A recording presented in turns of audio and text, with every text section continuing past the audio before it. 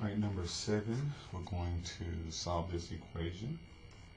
We got p squared plus 17 equals 0. We will subtract 17 to isolate the p, and that will give us p squared equals negative 17. And then we take the square root of both sides, square root to get rid of the square root. We got plus or minus. Now, cannot take the square root of a negative, so this becomes imaginary. So we'll get p equals positive or negative imaginary square root of 17. 17 is prime and cannot be broken down anymore. So either we'll say imaginary square root of 17 or not a real answer. And so they do give us the I. So we'll say plus or minus I square root of 17.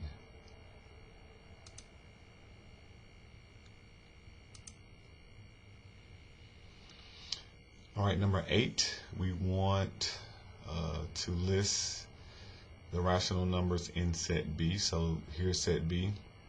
Rational numbers just mean we can put it in fraction form.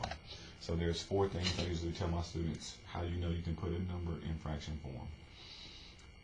So whole numbers. I use a pound sign for numbers. Whole numbers. You can take any whole number, put it over 1, it's a fraction, okay? Terminating decimals.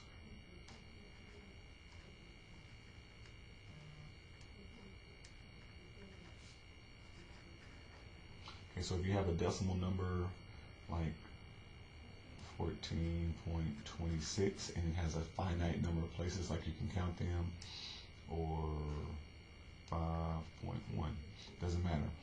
If you can count the decimal places, you can put it in fraction. Now, whether you know how to put it in a fraction or not is not important, but if the number of decimal places stops, you can put it in fraction form. Non-terminating.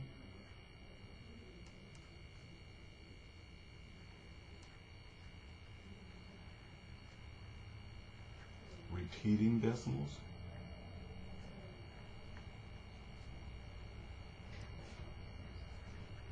Okay, so if you see a number, let's just say 6.333, and it's just repeating 3, or it could be, negative 7.26512651, so forth and so on. If it has a repeating pattern, you can put it in fraction form. And then the last one is, of course, fractions themselves, okay?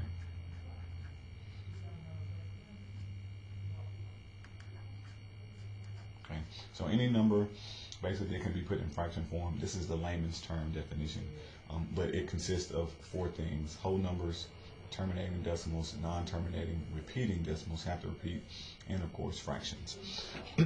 So numbers that cannot be put in fraction form, that are irrational, would be any radical that is not a perfect square. So square root of 2, square root of 3.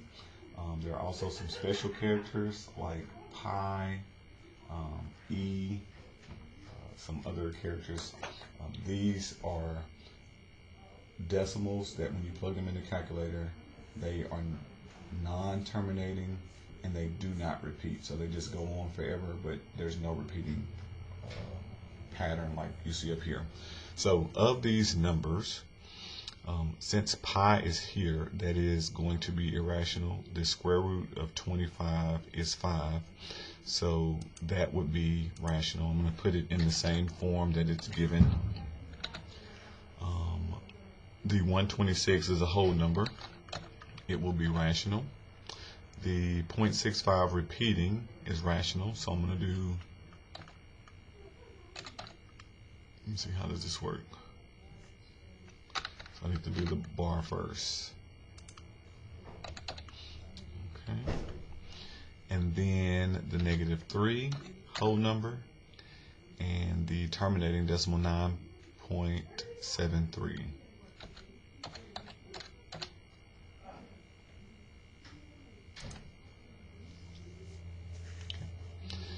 just says alternate answer. So it looks like they might, I don't know, they put them in,